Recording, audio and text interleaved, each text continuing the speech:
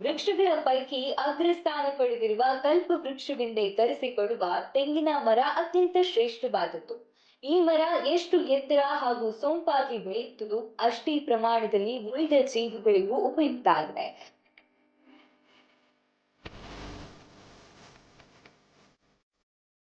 ಇಂತಹ ದೈವಿಕ ಮರದ ಬಗ್ಗೆ ಹೆಚ್ಚಿನ ಮಾಹಿತಿ ತಿಳಿದುಕೊಳ್ಳೋಣ ಬನ್ನಿ.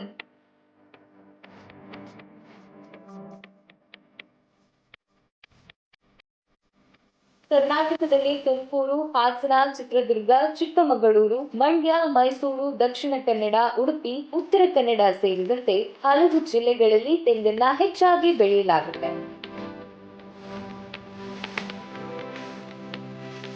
ಮರಗಳಿಗೆ ತಗುಲುವ ರೋಗ ನಿಯಂತ್ರಿಸಲು ಅನುಸರಿಸಬೇಕಾದ ಅಂಶಗಳೆಂದರೆ